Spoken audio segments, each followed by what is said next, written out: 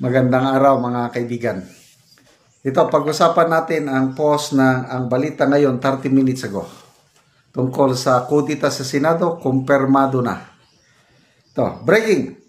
Kinumpirma mismo ni Senate Minority Leader Tito Soto na hawak na niya ang 15 signatures mula sa kanyang mga kapwa senador para ihalal siyang bagong Senate President kapalit ni Senate Francis T. Escudero.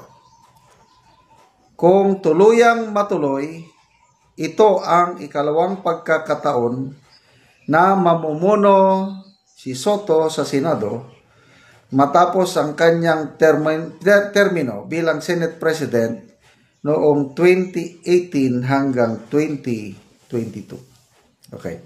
So ito, panahon ni PRRD na naging Senate President siya.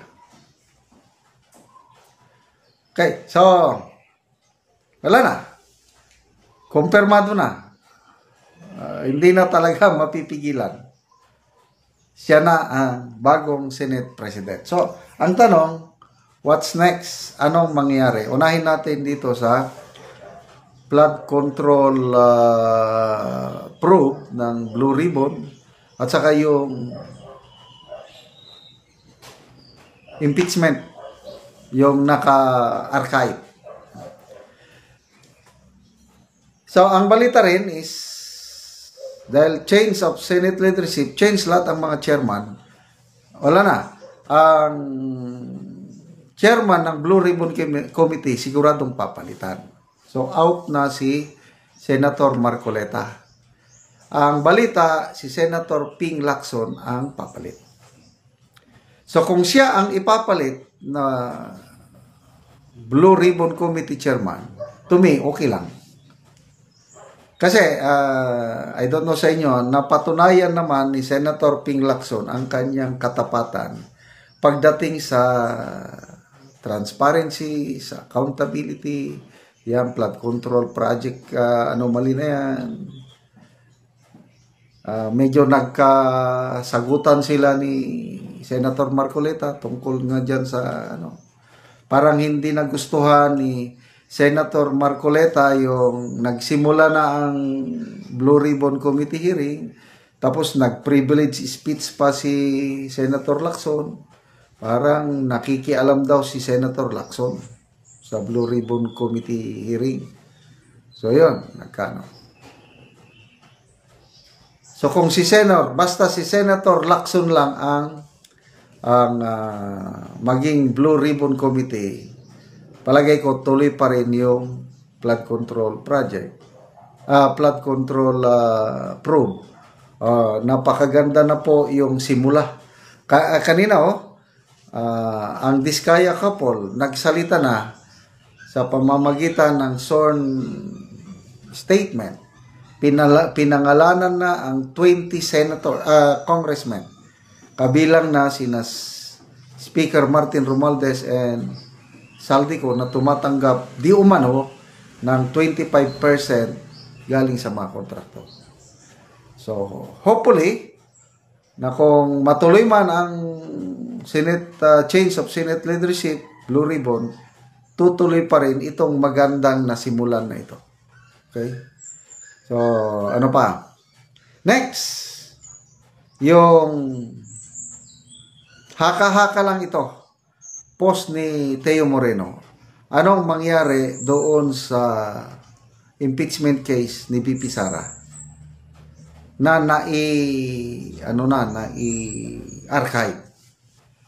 Kasi isa si Senator Soto na gustong-gusto na ituloy ang impeachment trial kahit may unanimous decision ang Supreme Court. So, magkakaroon ba na ito, opinion lang ni Teo Moreno na diversionary tactic daw ito na pag nakaupo na si Senator Soto, bubuhayin nila yung impeachment case na na-archive para mapag-usapan ulit, para mailihis ang atensyon ng taong bayan sa flood control anomaly kasi sirang-sira na ang image ng Malacanang. Kaya ang magiging sentro ng usapan sa mga susunod na mga araw at is si VP Sara ulit yung kanyang impeachment case. So ano sa tingin nyo? Ako naman, hanggat hindi nagdidesisyon ang Supreme Court doon sa motion for reconsideration, hindi na dapat buhayin yun. O tingnan nyo, mula nung nag-file ng motion for reconsideration ng Kamara at ibang grupo, how many weeks na, wala, tahimik na. So, ibig sabihin, hintayin na lang ng Supreme Court ang February next year para magsampa ulit sila. Kailang, nasa Senado na yan dahil nag-change of leadership. Kung magkasundo ang majority na buhayin ulit, pwede din nilang buhayin. Kailang, I don't know, ano nang mangyari sa bayan natin pag bubuhayin ulit yan na despite unanimous decision ng Supreme Court. Not unless na ang Supreme Court maglabas ng bagong desisyon na pinaboran niya ang motion for reconsideration. Ayun, pwedeng buhayin. Kailan kung walang desisyon ng Supreme Court at bubuhayin nila, that's magrereklamo ang taong bayan sa nakita ko. Okay, punta naman tayo sa issue ng yung mga kongresista. Pinangalanan na ng Diskaya couple si Speaker Martin na todo deny naman siya, hindi daw siya kayang suhulan ng ninuman, hindi daw siya tatanggap ng bribe. Well, that's expected of him and the other congressmen na pinangalanan. Ang hinihintay ko lang ngayon is sino yung mga congressman na handang kasuhan ng mga Diskaya. Isa ang nagsabi na si Congressman Marcy Teodoro o Marikina.